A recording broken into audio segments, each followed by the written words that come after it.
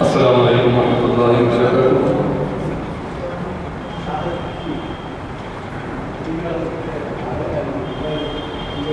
أعوذ بالله من الشيطان الرجيم،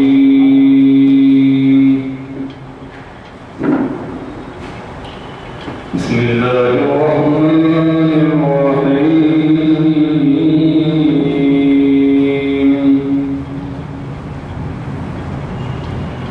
ألم تر كيف فعل ربك بأصحاب الفيل؟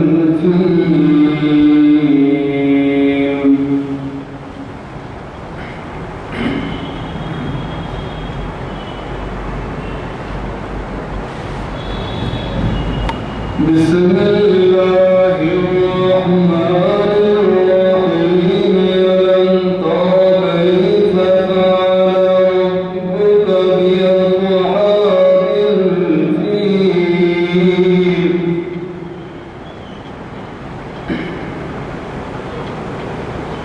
ألم يجعل كيدهم في تضليل؟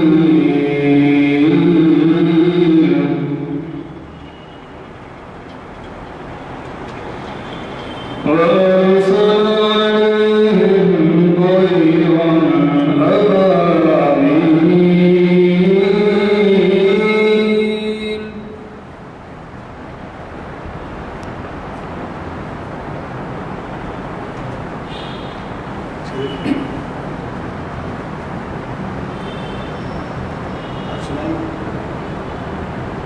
إلا الذين آمنوا۔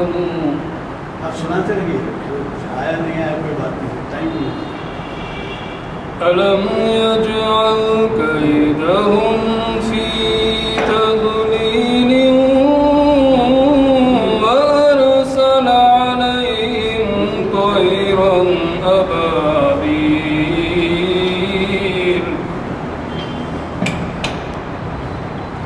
ترميهم بحجارة من سجيل فجعلهم كعصف مأكول۔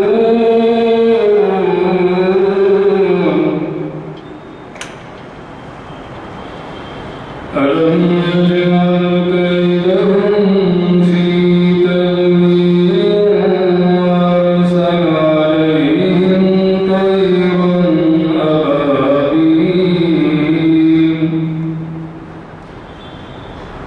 ترميهم بحجارة من سجيل فجعلهم كعصف مأكول۔ صدق الله العظيم۔ یہ تاریخ اسلام کی شریعت انفارمیشن سروس کی 551ویں نشست ہے، جو جامع مسجد عالیہ گنج فاؤنڈری کے کانفرنس ہال میں آج بتاریخ 29 سپٹمبر 2014 مطابق 3 ذی الحجہ 1435 ہجری بروز پیر بعد نماز عصر منعقد ہو رہی ہے۔ اس کے آج کے خطاب جن کا ہے وہ ہیں آپ کے جانے پہچانے اسکالر جناب سید شاہد حکیم صاحب، جو مختلف مقامات پہ رہے ہیں لیکن اب جو ہے علی گڑھ میں ایڈوائزر ہیں اسپورٹس کے، اور وہ سائنس کے بارے میں بہت معلومات رکھتے ہیں۔ میں اس وجہ سے ان کا تفصیلی تعلق ضروری نہیں سمجھتا کہ وہ وقت کم رہتا ہے۔ دوسرے یہ کہ انہوں نے ہمارے یہاں کئی مرتبہ خطاب کیا ہے اور ابتدا جو ہوئی ہے اس پہ بھی ان کا بڑا حصہ رہا ہے اپنی یہاں کی بات۔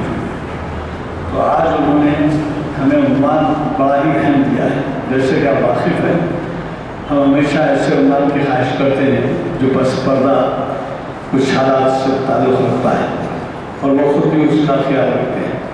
تو انہوں نے عنوان دیا ہے رسول اکرم صلی اللہ علیہ وسلم غیر مسلموں کی نگاہ میں۔ اتنا دلچسپ عنوان ہے، مجھے یقین ہے کہ آپ اس سے زیادہ استفادہ کریں گے۔ میں آج کے مختلف صاحب سے گزارش کرتا ہوں کہ وہ شہر نشین پر تشریف لائیں اور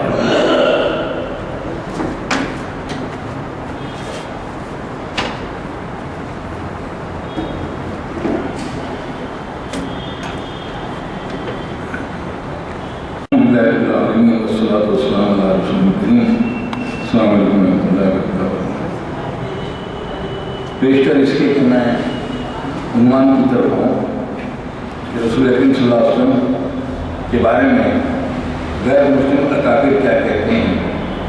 میں سمجھتا ہوں، مناسب سمجھتا ہوں کہ قرآن مجید میں اللہ تعالیٰ حضور کے بارے میں کیا فرماتے ہیں.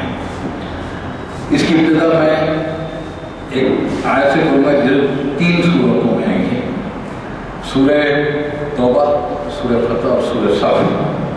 یہ آیت رسول اکرم صلی اللہ علیہ وسلم کا مشن کیا تھا اس کی آیت کہتی ہے کہ هو الذي ارسل رسوله بالهدى وليظهره على الدين كله ولو كره المشركون. ہم نے اپنے رسول کو ہدایت اور دین حق کے ساتھ بھیجا تاکہ تمام ادیان پر غالب کر دے، خواہ مشرکوں کو کتنا ہی ناگوار کیوں نہ ہو. سورہ فتح میں اس میں کہ اس کے لیے اللہ کی گواہی کافی ہے، یہ ایڈور حضور صلی اللہ علیہ وسلم کا مقصد بعثت کیا تھا کہ سارے ادیان پر نئے دین کو غالب کر دیا جائے. اسلام ایک مذہب نہیں ہے، اسلام ایک دین ہے. غلط فہمی ہے کہ اسلام مذہب ہے، اسلام دین ہے. آپ دین کے معنی آپ سنتے مساجد میں عام طور پہ ہمارے تبلیغ بھائی جو پڑھتے ہیں تو کہتے ہیں کہ آئیے دین کی باتیں کریں. تو دین کی باتیں صرف ایک محدود چیز نہیں ہے. دین کے معنی یہ ہے کہ کسی کو حاکم اعلیٰ مان لیا جائے اور ہم اس کے محکوم ہو جائیں.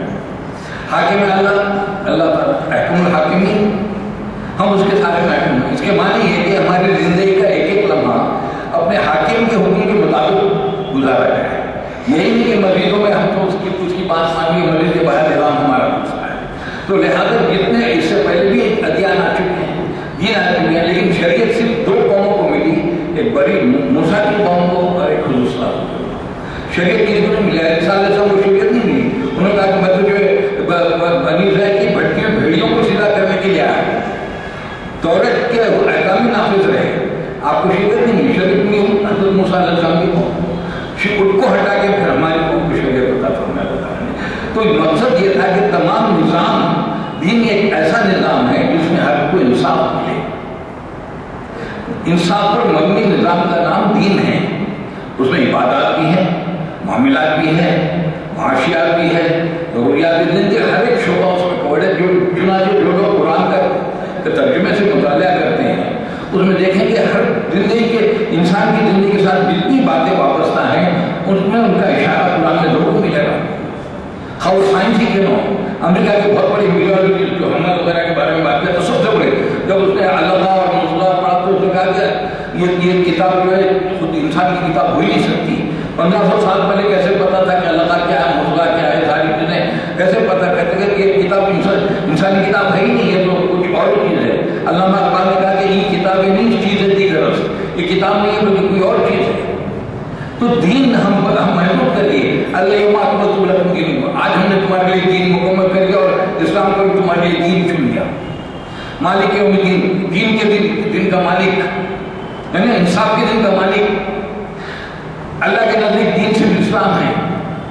کئی مقامات پر لفظ دین آیا ہے. تو لہذا یہ دین کا مقصد ہم نے محدود کر دیا. ہم نے صرف نماز لوگوں کو دین سمجھ لیا. یہ بہت بڑی غلط فہمی ہے. اور یہ اسلام کی میں سمجھتا ہوں اس سے زیادہ بدقسمت کی کوئی نہیں ہوگی کہ اسلام کو صرف عبادت سے وابستہ کر دیا جائے. اسلام کے معنی ہے ٹوٹل سرینڈر ٹو کریٹر. خالق کو اپنے آپ کو مکمل طور پہ سپورٹ کر دینے کا نام اسلام ہے. چنانچہ رسول اللہ صلی اللہ علیہ وسلم کے بارے میں کہا، فرمایا کہ لقد كان لكم رسول الله اسوة حسنة لمن كان يرجو الله واليوم الآخر وذكر الله كثيرا. درحقیقت تم لوگوں کے لیے اللہ کے رسول نے ایک بہترین نمونہ ہر شخص کے لیے جو اللہ کا ذکر کثرت سے کرے اور خیر کو امیدوار. یعنی حضور صاحب کو ہمارے لیے نمونہ بنا دیا. نمونہ وہی شخص بن سکتا ہے جس کے زندگی کے ہر معاملے جس کی پیروی کی جائے. چنانچہ اللہ تعالیٰ قرآن میں فرماتے ہیں اگر تم اللہ سے محبت کرتے ہو تو رسول کی اطاعت کرو. ہم اطاعت تو مسجدوں میں بہت کرتے ہیں، کوئی شک نہیں، اور رمضان میں کوئی اطاعت اور بڑھ جاتی ہے، لیکن باہر ملیں گے. آپ اپنے طرز عمل کو دیکھ لیں. اللہ تعالیٰ کا فضل و کرم ہے. میں کوریا سے جارڈن تک گیا ہوں، اٹلی تک گیا ہوں. اب کشمیر میں 2 سال رہا. کشمیر آپ کے سامنے ہے. میں اس تک بعد میں لوٹ کر آؤں گا. پھر حضور کے بارے میں کہا، میں ترجمہ پڑھوں گا کیونکہ جو ہے وقت کی کمی ہے. کہا کہ لوگوں محمد تمہارے مردوں میں سے کسی کا باپ نہیں مگر اللہ کے رسول اور خاتم النبیین ہے. اور اللہ جب کا یہ ہے اپنے سورہ احزاب آیت نمبر 40، پھر سورہ قلم آیت نمبر 4 میں فرمایا کہ بے شک آپ اخلاق کے اعلیٰ درجے پہ فائز ہیں. اب احزاب میں اور فرمایا کہ اللہ اور اس کے ملائکہ نبی پر درود بھیجتے ہیں، جو لوگ ایماندار تم بھی ان کو درود و سلام بھیجو.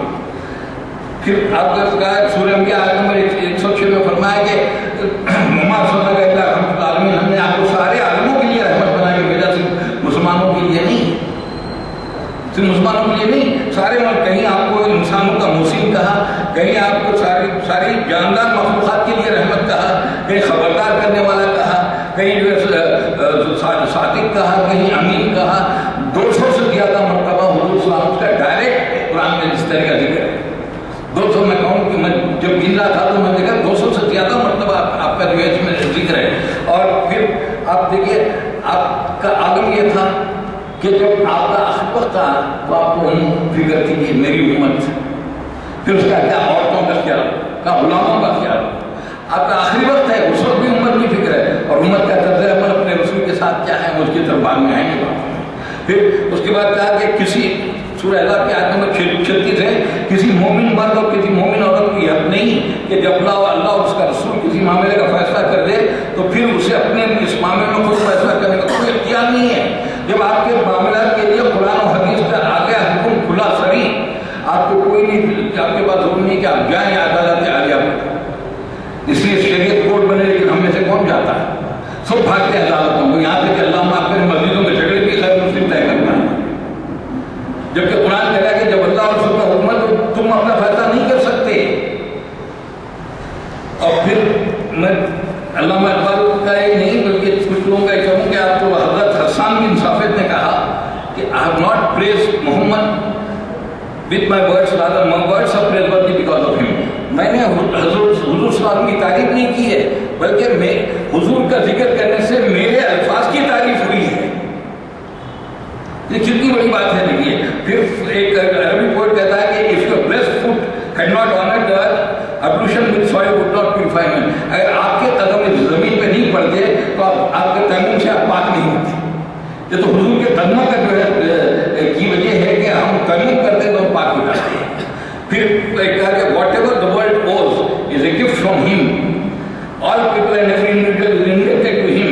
All humanity is indebted to the innocent one, O Lord resurrected. یہ کہا کہ یہ ساری جو ہے تمام کائنات، ساری دنیا کی ہر چیز حضور کے محتاج ہیں. کہ آج اگر حضور کی بعثت نہیں ہوتی تو یہ دنیا ظلم سے بھری ہوئی رہتی. یہ تو حضور کے قدموں کا جو ہے آپ کہیے کہ تبرک تھا، جس کی وجہ سے دنیا سے ناانصافی ختم ہوئی، دنیا سے اونچ نیچ ختم ہوئی، ذات پات ختم ہوئے. ورنہ ساری دنیا کا تاریخ کا وقت نہیں ہے، وقت کی بہت کمی رہتی ہے خاص طور پر سردیوں میں. اگر تفصیل میں جائیں تو آپ حضور کی بعثت سے پہلے دنیا کی اگر حالت دیکھیں تو صرف عرب ہی نہیں، ہندوستان جیسے ملک میں جہاں قدیم ترین تہذیب ہے، 5000 سال پرانی تہذیب، یونان کی تہذیب، عراق کی تہذیب، ان ساری تہذیبوں کا اگر آپ مطالعہ کریں گے تو دیکھیں گے کہ واقعی کیا ہم انسان تھے یا جانور تھے. یہ تو حضور کی وجہ یہ تھا کہ انسان کو انسان ہونے کا پتہ چلا. انسان ہونے کا پتہ چلا صرف حضور کی وجہ سے. اس لیے علماء پکار اٹھے وہ گانا ہے سکون مولا ہے ختم رسول جس نے غبارے رہا کو بخشا فروغ وادی سینا نگاہ ہے عشق و مستی میں وہی اول وہی آخر وہی غلام وہی فتنہ وہی یاسین وہی تھا. پھر فارسی شعرا نے کہا چشم رحمت کو کشا سوئے من انداز نظر اے قریشی لقبی حاکم ممتلی، ہم پہ بھی اپنی چشم رحمت چاہیے. اور کہا اس نے یوسف تمہیں ہدایت بیزا داری مجھے خوبا ہما دارن تو تنہا داری. ایک طرف یوسف کا حسن ہے، عیسیٰ کی جو روح ہے، اور موسیٰ کا ہاتھ ہے جو چمکتا ہے. یہ سب اپنی جگہ لے جائیں کہ آپ تنہا ان سب پہ لانے. آپ دیکھیے اس طرح مسلمان شعراء کو ہوتا ہے. اگر مسلم شاعر کا شعر سنا دو تو تیری معراج محمد کو قرب مولا، تیری معراج محمد کو قرب میرے مولا، میری معراج میں تیرے قدم تک پہنچا. یہ غیر مسلم شاعر کا شعر ہے. تو سوال یہاں پہ یہ ہے کہ مسلمان تو اپنی تعریف کریں گے ہی کریں گے، غیر مسلم سرکار کے بارے میں کیا کہتے ہیں؟ بڑے بڑے لوگ دنیا کے، اگر ہم ان کی طرف لوٹ کے آئیں تو اگر آپ کو نام دوں تو بہت بڑے فرانس کے فلسفر، کیونکہ دیکھیے عام طور پہ ہوتا یہ ہے کہ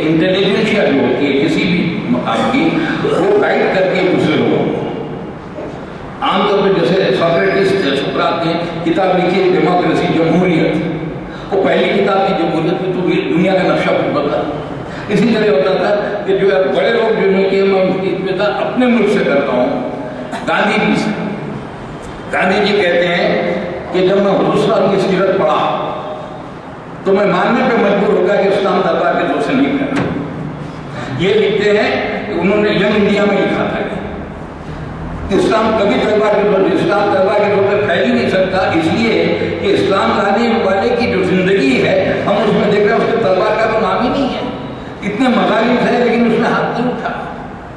तो आखिर में लिखते हैं कि जब मैं दूसरा वॉल्यूम खत्म किया सीरत का तो मुझे बहुत अफसोस हुआ कि काश और कुछ होता मेरे पढ़ने के लिए।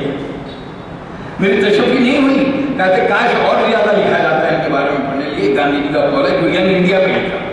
ला मार्टिन बहुत बड़ा फ्रांस का फलसफी था, उसने कहा if greatness of purpose, smallness of means and astounding results are the three criteria of human genius, who could dare to compare any great man in modern history with Muhammad? अगर मकसद बुलंद हो और वसाइल महदूद हों लेकिन नताइज आला हों तो सारी दुनिया में क्या एक शख्स भी ऐसा नहीं मिलेगा जिसको आप हुजूर साहब के साथ कंपेयर कर सकें। मकसद बुलंद, एक खुदा, एक इंसानियत, वन गॉड वन क्रीड। 23 साल का वक्त, 10 साल मक्के में जुल्म सितम, 13 साल मक्के में जुल्म सितम, 10 साल मदीने में जंगें थोपी गई। उसके बाद में आप तारीख पढ़ा देखिए कितने लोग मारे गए। आज देख लीजिए सारी दुनिया में कितने लोग मारे गए हैं सिर्फ जमहूरियत के नाम पे, इंसाफ के नाम पे, खासतौर पर मुस्लिम ममालिक में वहां कितने लोग मारे गए और कितने मुसलमान शहीद हुए, चंद सौ। और कितना अजीम कारनामा सिर्फ 13 साल की कलील मुद्दत में। कहा कि ग्रेटनेस ऑफ पर्पस, मकसद की बुलंदी, स्मॉलनेस ऑफ मीन्स, वसाइल कुछ भी नहीं है, और उसके बाद में रिजल्ट जो होते हैं 23 साल में सारा अरबी, सारा अरबा का, उसके चंद सालों के अंदर मारूफ दुनिया का बहुत बड़ा हिस्सा इस्लाम के तहत था। एक तो ईरान फतह हुआ, मिस्र फतह हुआ, मिडल ईस्ट फतह हुआ, कितने सालों में, और कैसे फैलता चला गया। तो क्या ये कारनामा वाकई कोई और शख्स अंजाम दिया? बड़े लोगों की जो आप सवालें उठा के देखेंगे, बड़े जर्नल्स की देख लीजिए, बड़े लीडर्स की देख लीजिए, क्या उन्होंने किया है काम? गांधी जी के देख लीजिए, अहिंसा की जिंदगी पर हिंसा हिंसा हिंसा बोलते रहे, खुद यही हिंसा का शिकार हो गया।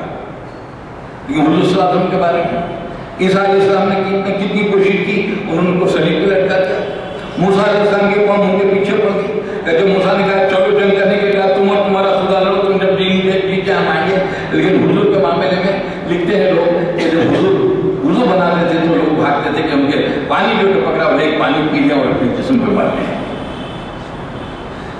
उसके बाद हम आते हैं और एक बहुत लिखने को बहुत बड़ा लिखा, मैं इतनी तफसील में नहीं जा सकता क्योंकि बहुत से लोगों की बात है। अब आपको कहता है कि आखिर में कहता है कि as regards all the standard by which human greatness may be measured we may ask is there any man greater then he. वो कहता है कि ये सारी चीजें जो बड़ा बनने के हैं उसके बाद में जब उस पर गौर फिक्र करते हैं तो हम सवाल करने में मजबूर रहते का कोई एक इंसान मोहम्मद सल्लल्लाहु अलैहि वसल्लम से पढ़ा है।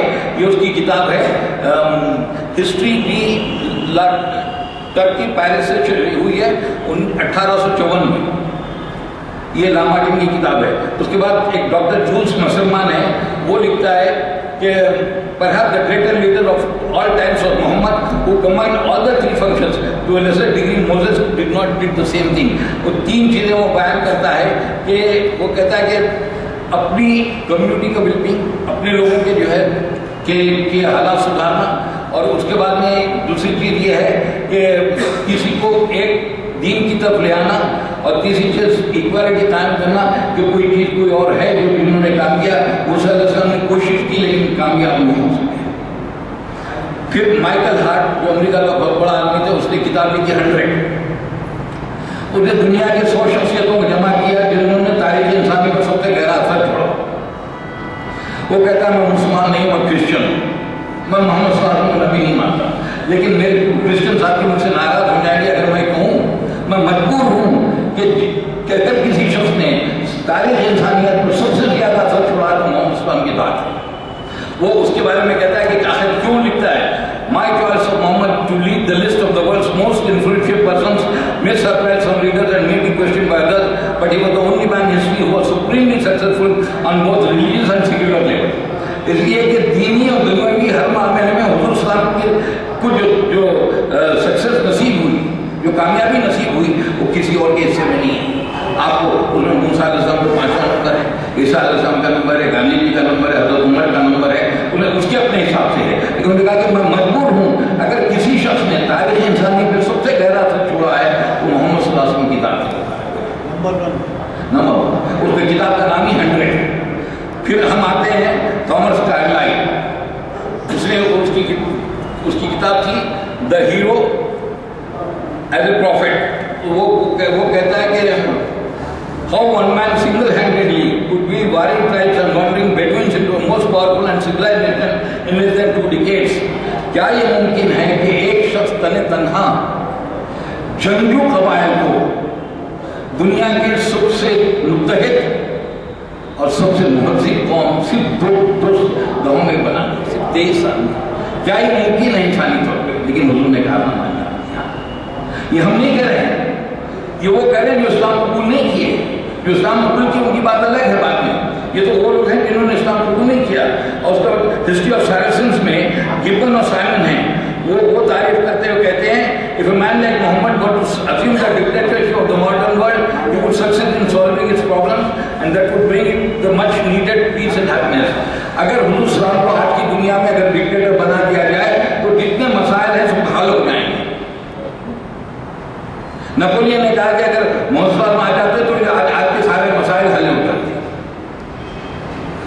उसके बाद गोएथे बहुत बड़ा जर्मन पोएट बोल रहा है, तो वो कहता है कि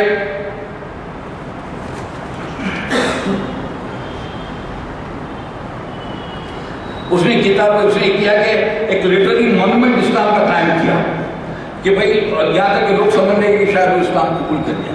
वो कहता है कि मैं सारी तारीख ढूंढा हूँ, मैंने कितनी किताबें पढ़ी है, कितनी शख्सियात की जिंदगी पढ़ी है, लेकिन मुझे एक शब्द भी मोहम्मद सल्लल्लाहु अलैहि वसल्लम तरह का नजर नहीं आया। एक शख्स हमको नजर नहीं आया कि जो आपके बराबरी कर सकता हो। मॉन्टगोमरी वॉट एक मौरिख है, इस्लामिक हिस्ट्री जो लोग पढ़े हैं उस्मानिया यूनिवर्सिटी से, उसमें हुजूर की सीरत पे उसकी किताब पढ़ाई जाती है, Mohammad eight Mecca and Mohammad eight Medina. Mohammad eight मक्का पे कोई वो बहुत मानता है, मोहम्मद एट मदीना में जब आता है तो वो प्रेजुडिस उसके जो है इनाम जाहिर हो जाता है क्योंकि क्रिश्चियन है। वो कहता है कि वहाँ तो नबी थे लेकिन यहाँ के बादशाह बन गए। लेकिन मोहम्मद मक्का में वो कहता है कि अगर किसी शख्स ने किसी कौम को ही नहीं बल्कि किसी उस जमाने की तकरीबन तमाम कौमों पे अगर डाला है किसी शख्स ने असर, तो मोहम्मद सल्लल्लाहु अलैहि वसल्लम की जात मुबारक है। बहुत लोग हैं, एक नहीं है। हमारे अपने मुल्क में आचार्य रजनीश की किताब है, तो वो कहता है कि इस्लाम की बेहतरीन चीज़ ये है कि उनके नबी इंसान है, माफौक़ुल फितरत हस्ती नहीं है। और दूसरी चीज़ ये है कि नमाज होश में अदा की जाती है, बेहोशी की हालत में अदा नहीं की जाती है। ये आचार्य रजनीश के बयान है। फिर आपके जो है स्वामी परमाहंस, स्वामी विवेकानंद, इन्होंने तारीखों के पुल बांध दिए। मुंशी प्रेमचंद, शेक्सपियर, अब कितनों के नाम लिए जाए। अगर मैंने कहा कि जो मुश्किल है तमाम को इकट्ठा करना। और मैं आपको एक बात बताऊँ, एक फिल्म बनाई गई थी फितना, उसको प्रिव्यू देखकर वो इतनी खतरनाक फिल्म थी, इतना ज्यादा माशाअल्लाह हुजूर सल्लल्लाहु अलैहि वसल्लम की शान में गुस्ताखी थी कि बयान नहीं कर सकते। उसको बयान करने की हद तक आवाज़ें बुलंद की गई लेकिन नहीं हुआ। वो प्रोड्यूसर डायरेक्टर ने इस्लाम कबूल कर लिया। हज को गया, जब रोज़े पे पहुंचा तो बोले मैं बाहर गया। मुझे शर्म आ गई थी कि कैसे मैं जा सकूँ सामने। और कहता कि मैं ऐसी फिल्म बनाऊंगा इस्लाम के बारे में कि सारी दुनिया हैरान हो जाएगी। हम नहीं कह रहे हैं ये तो गैर मुस्लिम कह रहे हैं। आपके प्रोफेसर हैं मैसूर यूनिवर्सिटी में, प्रोफेसर कृष्णा राव, उनके एक मुख्तसर सा रिसाला Mohammad the profit of Islam English में है, उसका हिंदी तर्जुमा भी हो चुका है, उर्दू का मुझे नहीं मालूम। वो बयान करते वो बिल्कुल 16-17 सफ़ात का है, पढ़ने के काबिल है। پہلے اس کی قیمت 6 روپے ہوتا تھا، اب شاید 15 روپے کچھ ہے۔ ہم جلوس نکالتے ہیں، بڑی بڑی محفلیں منعقد کرتے ہیں، ہم 200 روپے کے کتابیں لے کے غیر مسلموں میں تفسیر نہیں کرتے کہ ہم نے نہیں لکھا ہے یا آپ کے آدمی نے لکھا ہے ہمارے رسول کے بارے میں۔ ٹھنڈے دل سے سوچیں آپ، اصل کام وہ ہے کہ اصل کام یہ ہے جلوس نکالنا۔ آپ لے لیں کہ ہر شخص جس کو اللہ تعالیٰ نے دیا ہے ایک 10 کتابیں وہ لے کے غیر مسلم تفسیر کرے، کوئی ہم نے نہیں لکھا ہے۔ وہ کہتا ہے کہ محمد صلی اللہ علیہ وسلم رسول، بادشاہ، جنرل، حاکم، منصف، عادل، رحم دل، شوہر، باپ، ہر معاملے میں اگر کسی کو ہم نمبر 1 مقام دیتے ہیں تو اسی محمد صلی اللہ علیہ وسلم کی ذات۔ آپ جا کے دیکھیں، میں مکتبہ ہدا میں، مکتبہ جماعت اسلامی میں مل جائے گی کتاب محمد پروفیٹ اسلام۔ میں اخبار پڑھ رہا تھا تو ایک ٹی وی ایکٹریس کا بنایا ہے what I am reading today, میں آج کیا پڑھ رہا ہوں، اس کا نام ہے رینا کپور۔ اس نے لکھا کہ میں پروفیٹ محمد کی بایوگرافی پڑھ رہی ہوں، میں حیران ہوں کہ کیا کوئی ایسا شخص کبھی پیدا بھی ہوا ہے۔ تو وہ کتاب کس نے لکھی؟ کیرن آرمسٹرانگ۔ وہ نن ہے، نن سمجھتے نا جو پادری ہوتے ہیں اور عورتیں، وہ نن ہیں، اس نے ان تینوں کی کتاب لکھی ہے۔ میں فوری گیا کتاب لے آیا، کس دقیق سے اس نے کتاب لکھی، مثلا ہمارے بڑے بڑے لوگ ایسی کتاب نہیں لکھ سکتے۔ اس کا بھی نام ہے Muhammad the prophet Islam, written by Karen Armstrong. اور وہ کتاب پڑھنے کے بعد آپ حیران رہ جائیں گے کیا کوئی نن ایسی کتاب لکھ سکتی ہے۔ لیکن مجھے آپ معاف فرمائیں، جسارت کے ساتھ بات کر رہا ہوں کہ دنیا کی اگر کوئی قوم کتابوں پہ سب سے کم پیسہ خرچ کرتی ہے تو ہم ہیں۔ تقریبات میں پیسہ ضرور خرچ ہوگا، جلوسوں میں پیسہ خرچ ہوگا، روشنیاں کریں گے درگاہوں پہ پیسہ خرچ ہوگا، لیکن کتابیں ہم نہیں خریدیں۔ آج ہمارا اسٹیٹس سمبل کیا ہے، کس کا کتنا بڑا بنگلہ ہے، کتنی بہترین کار ہے، کتنے اور جائیدادیں ہیں، کتنے فارم ہاؤس ہیں، یہ ہمارا ہے۔ اسپین میں جب مسلمانوں کی حکومت کی بنی امیہ کی تو اسٹیٹس سمبل تھا کہ کس کی کتنی بڑی لائبریری ہے۔ ان پڑھ شخص بھی اپنے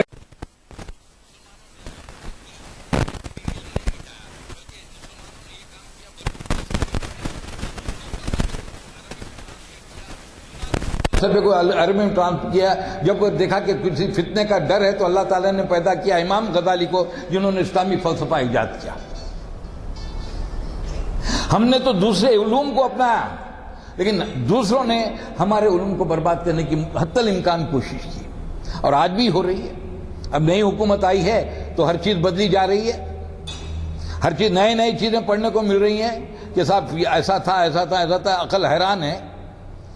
جبکہ اس کا نہ کوئی تاریخی ثبوت ہے، نہ کوئی اور جو ہے آپ سائنٹیفک ثبوت ہے ان چیزوں کا، قصہ کہانی ہے۔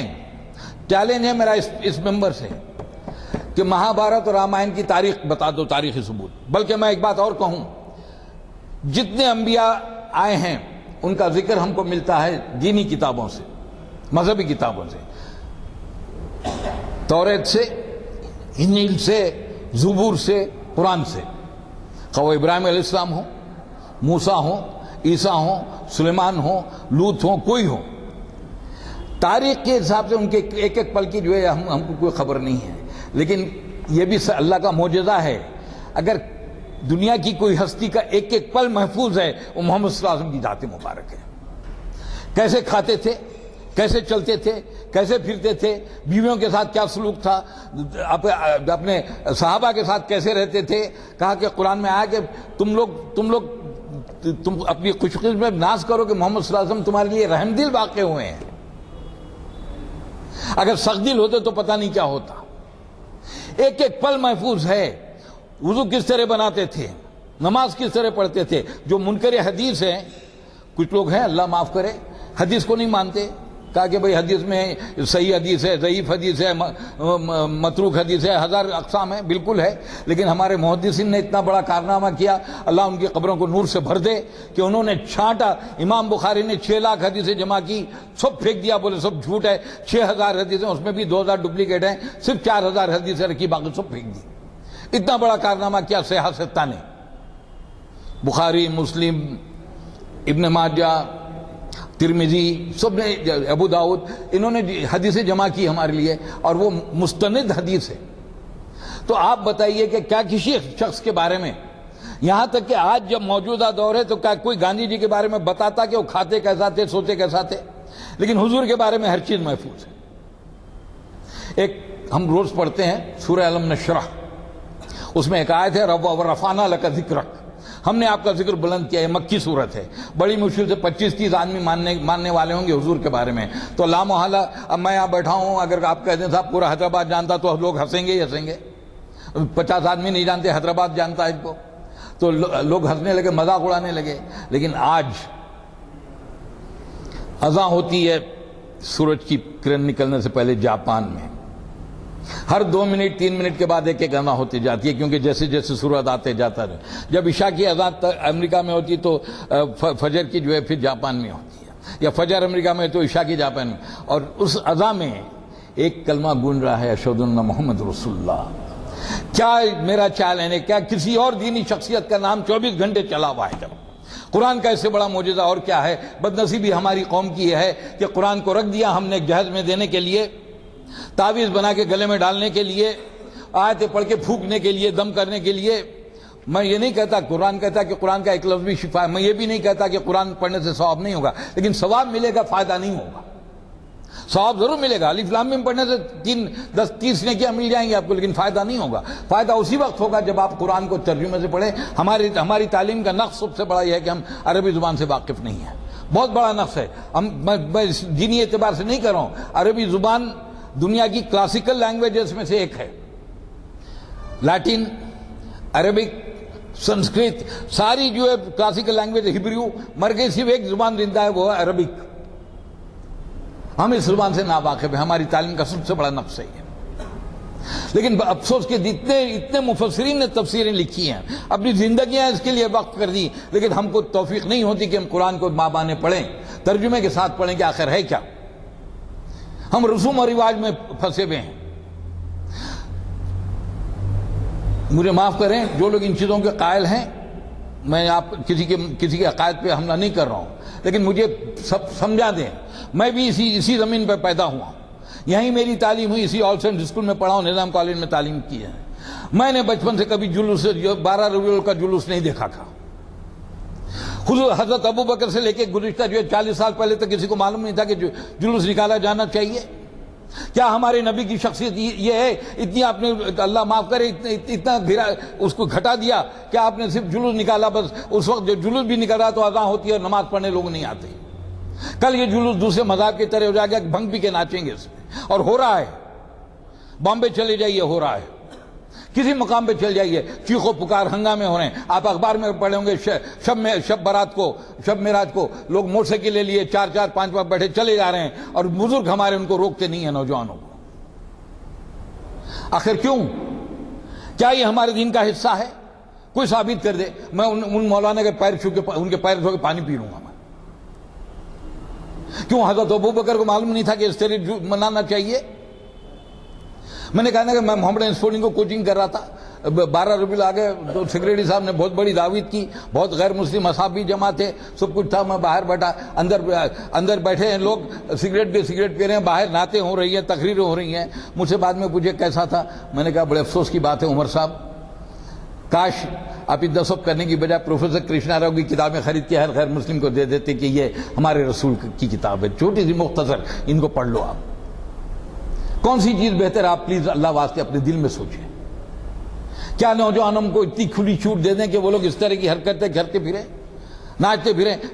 اگر ہے بھی تو کیونکہ میں تو دیکھیے بات، شب برات کا قرآن میں کہیں ذکر نہیں ہے، شب معراج اور شب قدر کا ذکر ہے۔ ایون دخان کی پہلی آیت جس کو شب برات سے جوڑا جاتا ہے، وہ آیت ہے کہ ہم نے اس کتاب کو ایک بابرکت رات میں نازل کیا، اس کا ترجمہ ہے۔ تو آپ جانتے کہ قرآن شب قدر میں نازل ہوا، قرآن میں تو نہیں ہے۔ مولانا ہمارے مفتی اعظم پاکستان تھے، مولانا کہ تقی امین صاحب کو ان کا بیان ہے کہ ایک ضعیف حدیث ملتی ہے کہ حضور زندگی میں ایک ہی بار اٹھ کے 15ویں شب کو قبرستان تشریف لے گئے تھے. آپ کی ایک لیا جہاں تھے وہ پیچھے پیچھے آئیں کہ کہیں اور تو نہیں جا رہے ہیں. آپ نے کسی سے نہیں کہا کہ کرنے کے لیے. چلیے میں مان بھی لیا. اگر ہے بھی تو ہمارے بچپن میں لوگ مسجدوں میں جا کے عبادتیں کرتے تھے, قبر میں جاتے تھے. آج آپ قبر پہ جا کے آگ جلاتے ہیں, اگربتیاں جلاتے ہیں. آگ کا تعلق دوزخ سے ہے اور آپ قبر کے اوپر آگ جلاتے ہیں. ٹھنڈے دل سے سوچیا کیا اسلام اسی میں رہ گیا ہمارا؟ میں پہلی آیت پڑھا تھا, هو الذی ارسل رسول بالہدی ودین الحق علی الدین کلہ ولو کرہ المشرکون. ہم حضور کو اس لیے بھیجا کہ سارے ادیان ختم کر دو, سارے نظام ختم کر دو, صرف یہ ایک نظام ہے جو قیامت تک چلے گا. اور کہا قرآن میں آیا کنتم خیر امۃ اخرجت للناس تأمرون بالمعروف وتنہون عن المنکر. تم بہترین امت اٹھائی گئی ہو, تمہارا کام یہ ہے کہ لوگوں کو بھلائی کی طرف بلاؤ. بھلائی کیا ہے؟ اسلام ہے. اور برائی سے روکو, کفر شرک الحاد سے روکو اور اللہ پر ایمان لاؤ. ہماری امت کا مقصد یہ ہے. مقصد یہ نہیں ہے کہ آپ جلوس کر لیں, جلسے کر لیں, راتوں کو جو ہے رات بھر عبادت کر لیں. عبادت بھی کون کرتا ہے؟ ہوٹلوں میں بیٹھے رہتے ہیں. اگر میں غلط کروں تو مجھے ٹوک دے. کتنے لوگ عبادت کرتے ہیں؟ اور پھر اگر مان بھی لیا, میں آپ کی بات مان لیا, تینوں شب کی عبادتیں بہت افضل ہیں, تو کچھ بھی ہو جائے نفل ہیں. آپ فجر تو اٹھتے نہیں ہیں, فجر کو آپ نفل عبادت تو رات بھر جاگتے ہیں. نفل ہیں کہ نہیں ہے؟ فرض سنت ہیں, نفل عبادتیں ہیں. نفل کا مقام کیا ہے؟ پڑھو تو ثواب, نہ پڑھو تو کوئی بات نہیں. یہاں تک کہ جو نفل نمازوں میں ہیں, ظہر میں, مغرب میں, عشاء میں, اس کا بھی یہ ہے معاملہ کہ پڑھو تو ثواب ہے, نہ پڑھو تو کچھ نہیں ہے. لیکن فجر کی 2 سنت اگر چھوڑ دیں تو اس کی سود ہے. 90% مسلمان تو فجر کو سوتا رہتا ہے. اور پھر ہم امت اور ہم کو شفاعت نصیب ہوگی. حضور نے فرمایا جو نماز نہیں پڑھتا اس کا ہم سے کوئی تعلق نہیں. ہم جمعہ کو جمعہ چلے جاتے ہیں. بعض تو ایسے ہیں بھائی وہ عید کو چلے جاتے ہیں, بعض تو عید پڑھتے ہی نہیں ہیں. آپ سوچیں گے کہ میں غلط کر رہا ہوں. میں دیکھا ان لوگوں کو جو پڑھتے ہی نہیں ہیں, عید کو بھی نہیں جاتے, توفیق نہیں ہوتی ہے. اور پھر یہ کہ ہم تو شفاعت نصیب ہے. یہ کون سا دین ہے؟ یہ کون سا فلسفہ ہے؟ کم از کم میرے پلے تو نہیں اترتا صاحب. یہ رسول اللہ کا دین تو نہیں ہے. آج آپ دیکھیے دنیا کے کس حصے میں ظلم و ستم کا بازار گرم نہیں ہے. ابھی چند دن پہلے مظفر نگر میں جو ہوا, میں وہیں رہتا ہوں نزدیک, مجھے پتا ہے کیا حال ہے. پڑے ہوئے آج تک ان کو جو ہے رہنے کو جگہ نہیں ملی, اور آپ لاکھوں روپیہ, کروڑوں روپیہ جلوسوں میں صرف کر رہے ہیں. آج کشمیر میں قیامت صغریٰ طوفان نوح دوسرا نظر آیا. میں 2 سال کشمیر میں رہ چکا ہوں. آخر ایسا کیوں ہوا؟ کیا اللہ تعالیٰ کو مسلمانوں سے ضد کیوں ہے؟ رحمتیں ہیں تیری اغیار کے کاشانوں پر, برف گرتی ہے تو بیچارے مسلمانوں پر. خواہ وہ کشمیر ہو, افغانستان ہو, عراق ہو, شام ہو, لیبیا ہو, یمن ہو, کون مر رہا ہے؟ روز 200, 300, 400 کون مر رہے ہیں؟ ہم ہی مر رہے ہیں. ہمارے بچے یتیم ہو رہے ہیں. اتنا بڑا حادثہ ہو گیا غزہ پہ, ہم میں سے کتنوں کی آنکھیں بھیگی ہیں. ہم کو اپنے بنگلوں سے, اپنے اولاد سے, اپنی اولاد کی ترقی سے تھوڑی دیر کے لیے فرصت ہوگی تو سوچیں گے, آنسو بہائیں گے کہ یا اللہ یہ کیا ہو رہا ہے. لیکن میں تعریف کروں گا, میں اردن 2 بار جا چکا ہوں, اردن لگا ہوا ہے فلسطین سے. تعریف کروں گا حماس والوں کی. وہ ہیں مسلمان. کہا کچھ ہو جائے ہم نہیں ڈالیں گے ہتھیار, ہم اپنے ہتھیار سپرد نہیں کریں, ہم لڑیں گے. ایک ایک بچہ مر جائے گا اسلام کے نام پر. وہ ملک کے نام پہ نہیں لڑ رہے ہیں, وہ قوم کے نام پہ نہیں لڑ رہے ہیں, وہ نام لڑ رہے ہیں اسلام کے لیے. مجھ سے پوچھا گیا, القاعدہ فون پہ آیا عالمی سہارا سے, میں علی گڑھ میں ہوں, القاعدہ والوں نے کہا کہ ہندوستان پہ اٹیک کریں گے, آپ کا اس بارے میں کیا خیال ہے؟ میں نے کہا بھائی پہلے یہ بتاؤ کہ یہ خبر کتنی مصدقہ ہے, کیونکہ اس سے 2 دن پہلے عالمی سہارا اخبار میں خبر آئی تھی کہ معاذ اللہ کہ سعودی عرب کے ایک مفتی نے سعودی عرب کو, حکومت کو جو ہے تجویز پیش کی ہے کہ حضور کا جسد مبارک وہاں سے نکال کے راتوں رات جنت البقیع میں دفن کر دیا جائے, تاکہ جو لوگ آگے اتنا زیادہ اللہ سے ملا دے رہے ہیں وہ نہ ہو, معاذ اللہ. لیکن دوسرے دن اس کی تردید آ گئی. تو میں نے کہا ایسے فتنے تو اٹھ رہے روز. اس کی تردید آ گئی کہ بالکل غلط ہے, یہ کیسے, مغرب تو اٹھا رہا ہے ایسے فتنے, مغرب ہی نہیں اٹھا رہا ہے, ہمارے پاس بھی اٹھائے جا رہے ہیں. چند دن پہلے کی بات تھی, میں علی گڑھ میں تھا, ایک مناظرہ ہوا ای ٹی وی اردو پر آپ کے مسائل میں. ایک مولانا ہے فارغ ہیں دیوبند سے یا کہیں سے سہارنپور سے آئے بیٹھے ہیں بی جے پی کی تائید کیے چلے جا رہے ہیں. میں یہاں بیٹھ کے بول رہا ہوں میں تو صاحب ایک گناہگار مسلمان ہوں, ایک اسٹوڈنٹ ہوں اسلام کا, لیکن کیا میں ان کی تائید کروں گا جن کی گردن پہ 3000 مسلمانوں کا خون ہے, جنہوں نے ہماری عورتوں کو ریپ کیا ہے, جنہوں نے ہمارے بچوں کو نیزوں پر اٹھایا ہے, جو ہمارے ہر معاملے میں ہماری مخالفت کرتے ہیں, خواہ وہ آرٹیکل 370 ہو, مسلم پرسنل لا ہو, علی گڑھ مسلم یونیورسٹی کا مائنورٹی کیریکٹر ہو, یا جو چیز, یہاں تک کہ میں اخبار میں پڑھ رہا تھا کہ یہاں ہوا کہ نظام کا دور بڑا ظالم تھا, اس کو جو ہے منانا چاہیے, ان سے نجات ملی. ارے میں نے لکھا, پھر پتہ نہیں انہوں نے شائع کیا نہیں کیا, میں نے کہا جس اسمبلی میں کھڑے رہ کے یہ تقریر کرو وہ بھی تو نظام کی دی ہوئی ہے. جس گنڈی پیٹ کا تم پانی پی رہے ہو نظام کا دیا ہوا ہے, جس ڈرینیج کو تم استعمال کرو نظام کا دیا ہوا ہے, جس یونیورسٹی سے تم نے جو ہے ڈگریاں لی وہ نظام کی دی ہوئی ہیں. یہ سارا تو نظام کی دین ہے.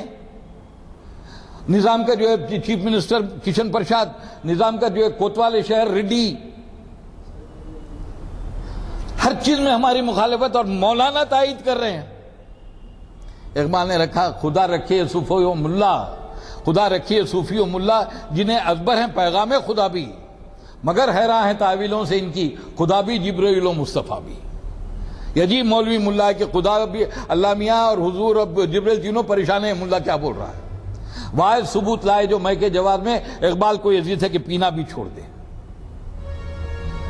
ہم اتنے بک گئے, حق بولی کی جسارت نہیں رہی ہم میں. ہم کرے بات دلیلوں سے تو رد ہوتی ہے, ان کے ہونٹوں کی خاموشی بھی سند ہوتی ہے. شعبدہ گر بھی پہنتے ہیں خطیبوں کا لباس, بولتا جہل ہے بدنام خرد ہوتی ہے. کچھ نہ کہنے سے بھی چھن جاتا ہے اجازت سخن. سوچئے ڈرنے کی بات نہیں ہے, جس دن موت آنی ہے اس سے ایک لمحہ پہلے نہیں آتی, ایک لمحہ بعد نہیں آتی, اور جس حال میں آنی ہے اسی حال میں آئے گی. بس اللہ سے دعا کہ خاتمہ بخیر ہو, کلمہ طیبہ پہ, کلمہ شہادت پہ خاتمہ. کچھ نہ کہنے سے بھی چھن جاتا ہے اعجاز سخن, ظلم سہنے سے بھی ظالم کی مدد ہوتی ہے.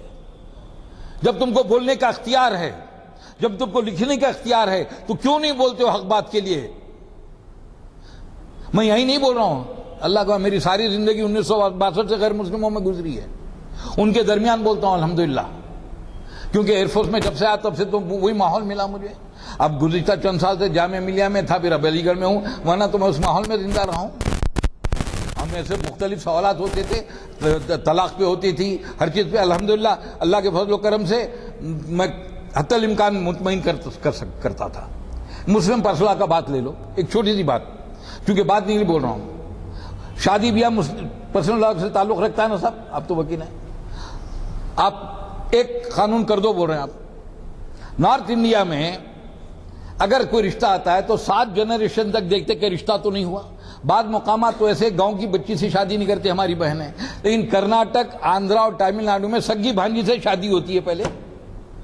یعنی ایک لڑکی ہے 17-18 سال کی, اس کی شادی ہو گئی, اس کا سگا بھائی 5-6 سال کا ہے, اگر اس کو لڑکی پیدا ہوئی تو پہلے ماموں کا حق ہے. میں جانتا ہوں 1952 فٹ بال اولمپئن شنمگم, ان کی بیوی ان کی بھانجی, ISKCON leader Jay Prakash hockey player air force کا, اس کی بیوی اس کی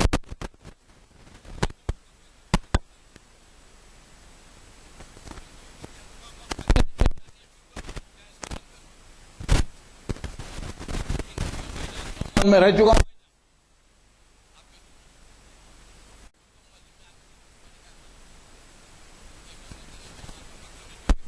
آتی ہے, جامع میں آتی ہے, لیکن ہم اس کو انکریج نہیں کرتے. میں نے کہا اس کا جواب تو مولانا دیں گے, لیکن میرے پاس اس کا جواب ہے. کیا کرنے؟ میں نے کہا میں نہیں چاہتا کہ کوئی مسلمان لڑکی گانا گائے, میں تجھ سے ملنے آئی مسجد جانے کے بہانے. میں نے کہا مسجد مندر کو تو محفوظ رہنے دو ان چیزوں سے.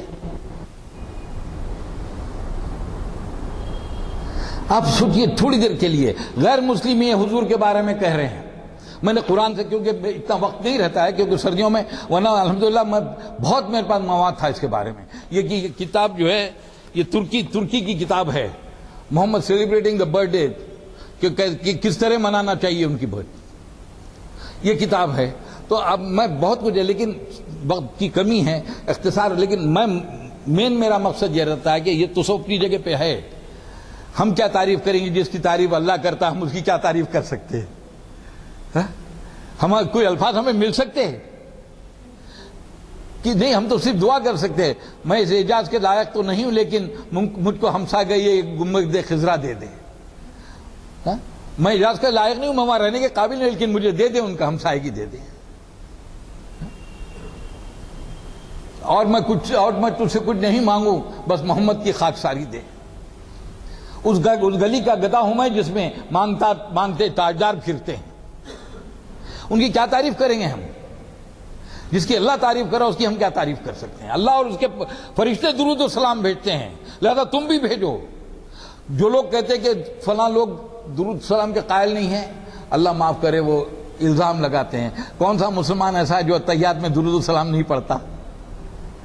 اتحیات میں سلام ہے نا، سلام نبی پہ، سلام نیک لوگوں پہ، سلام ہم پہ، پھر اس کے بعد درود شریف ہے۔ تو کون سا مسلمان ہے؟ اس طرح کے الزامات لگانا اچھی بات ہے کیا؟ آپ کی طرح کھڑے رہ کے سلام نہیں پڑھتا ہوگا، آپ کی طرح محفلیں درود کی نہیں کرتا ہوگا، لیکن ایک مسلمان بتا دو جو اتحیات میں درود و سلام نہیں پڑھتا، اس کے بغیر نماز ہی نہیں ہوتی۔ اور آپ کو کیا معلوم ہے کہ میں اسکوٹر چلاتے چلاتے کتنے بار درود پڑھنا ہوں، کتنے بار سلام کرنا ہوں؟ کوئی ضروری ہے کہ میں پروپیگنڈا کرتا پھروں اس چیز کا؟ دیکھیے بہت ضروری ہے اس وقت میں رہتا ہوں، اللہ تعالیٰ کا احسان ہے، آپ جس ماحول میں ہیں یہاں بہت غنیمت ہے۔ جیسے شمالی ہند میں چلے جائیں تو مسلمان اس قدر بھٹک رہے ہیں کہ اللہ ہم پہ رحم فرمائے۔ مجھے تو یہ ہوتا کہ کہیں واقعی یہ مہدی کے آنے کا وقت تو نہیں ہو گیا۔ حالات یہی بتاتے ہیں، داعش اور فلاں اس کے بارے میں ان کو وہی نظر آتا۔ جب مسلمان بچہ پکڑا جاتا ہے تو بولتے اوہو مجاہدین کا ہے، جب اس پہ ثبوت نہیں ہوتا اور چھوڑا جاتا تو کوئی نیوز نہیں آتی، کوئی خبر نہیں آتی۔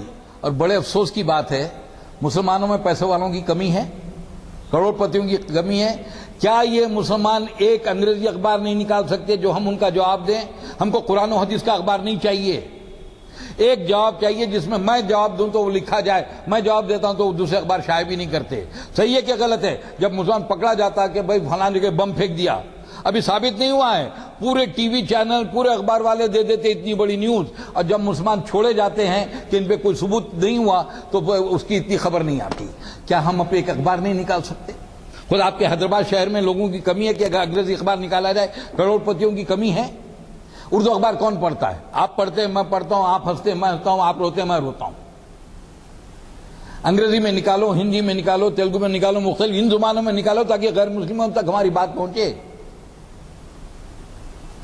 ہم اپنے رسول کی زندگی بیان کر کے بھئی یہ زندگی ہے، تاریخی ہے، کوئی قصہ کہانی نہیں ہے۔ کوئی ہے اخبار نکلتا؟ کتنے ہم میں سے ایسے ہیں کہ ہر مہینہ 30-40 روپے اسلامی کتابوں کے لیے رکھ دیں؟ ہیں؟ نہیں، یہ توفیق ہی نہیں ہے۔ بہت اگر پڑھے لکھے گھر ہیں تو وہاں India Today, Frontline, Outlook, نہیں اگر ماڈرن گھرانا ہے تو فلم اسٹار، فلم فیئر، پتہ نہیں کیا کیا میگزین رہیں گے، لیکن اسلام کی نہ ایک رسالہ رہے، نہ ایک اخبار رہے گا، نہ کتاب رہے گی۔ کیا ہم اتنے غریب ہو گئے کہ ہم ایک مہینے کو 50 روپے اسلام کی کتاب کے لیے نہیں اٹھا کے رکھ سکتے ہم؟ اب بتائیے، میری بات ٹھنڈے دل سے سوچئے، کیا یہ مناسب ہے کہ جلوسوں پہ خرچہ کیا جائے، روشنیوں پہ خرچہ کیا جائے، یا یہی کام، یہی خرچہ اسلام کی تبلیغ کے لیے وقف کر دیا جائے؟ کہ ہم یہ نہیں کر سکتے؟ میں تو نہیں جاتا صاحب، اللہ مغفرت فرمائے، خلیل اللہ حسین صاحب کی بڑا اچھا کارنامہ کیا تھا، آپ لوگ نہیں جانتے، خاص طور پہ بزرگ جانتے ہیں۔ جب پولیس ایکشن ہوا تو مسلمان بڑے مرعوب تھے کیونکہ نارتھ انڈیا کے حالات دیکھ رہے تھے۔ ایسے شخص میں وہ شخص اٹھا اور بہادر یار جنگ کے کام کو کسی نے واقعی بڑھایا تو خلیل اللہ حسین کی ذات تھی، اللہ مغفرت فرمائے۔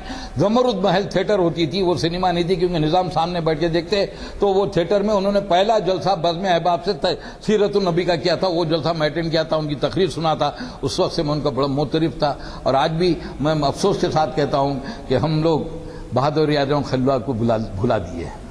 ہمارے محسن ہیں، ہمارے محسن ہیں دونوں، بہادر اعظم کے جو لوگ پڑھے ہیں، میں تو بچہ تھا، مجھے ہوش نہیں، 3-4 سال کا، لیکن جو لوگ پڑھے ہیں انہوں نے جو کارنامہ کیا، جنا کے سونے کے کمرے میں اگر کسی شخص کو اجازت تھی تو بہادر اعظم کو اجازت تھی۔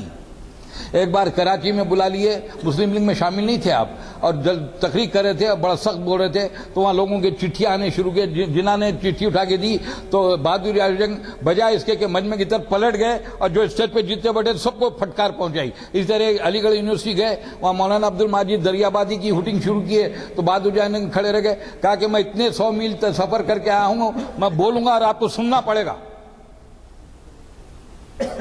ہم ان کو بلا دیا۔ وقت ہو رہا ہے کیا سب؟ وقت ہو گیا تقریباً۔